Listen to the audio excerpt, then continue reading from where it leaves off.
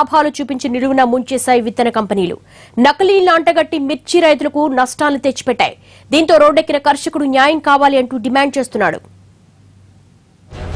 ప్రకృతి ఓవైపు, నకిలీలు మరోవైపు అన్నదాతను నిలువున ముంచేస్తున్నాయి. మొన్న ఖమ్మం జిల్లా ఘటన మరిచిపోక ముందే ఇవాళ వరంగల్లోనూ అదే జరిగింది. మంచి దిగుబడులు వస్తాయని విత్తన కంపెనీలు చెప్పడంతో మిర్చి రైతులంతా ముందు వెనక ఆలోచించకుండా కొనుగోలు చేశారు. జీవా సీడ్స్ కంపెనీకి చెందిన JCH 801 రకాన్ని తొర్రూరు, నెల్లికుదురు, నరసింహులపేటతో పాటు నల్గొండలోని తుంగతుర్తి మండలాల రైతులు వేశారు. తీరా పంట చేతికి వచ్చే సమయంలో పూత, కాయ లేకపోవడంతో వారికి ఏం చేయాలో పాలుపోలేదు. అంతేకాక ఈ రకం మిర్చిని ఎవరూ కొనుగోలు చేయడం లేదని ఆవేదన వ్యక్తం చేస్తున్నారు.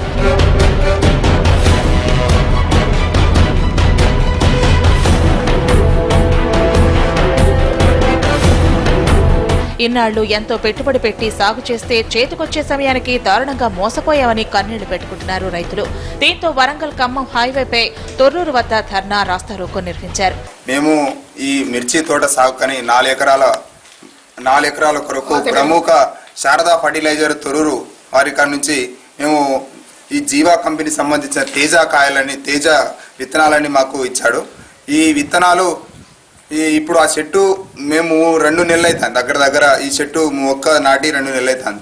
2 నెలల చెట్టు ఈ స్థాయిలో ఉండగా కూడా దీని మీద పూలు కాయలు అనేది కాయడం లేదు. కొన్ని ఈ మమ్మల్ని మోసం చేసేళ్ళు ఇలాంటి నకిలీ విత్తనాలు ఇలాంటి మార్కెట్లో తీసుకొచ్చినందుకు గవర్నమెంట్ కూడా తక్షణ చర్యలు తీసుకోవాలి. దయచేసి ప్రభుత్వం కూడా దీని మీద స్పందించి ఆ కంపెనీ మీద కావచ్చు, ప్రభుత్వ సాయం కావచ్చు, అన్ని విధాలు ఆదుకోవాలని విజ్ఞప్తి చేస్తా ఉన్నాం.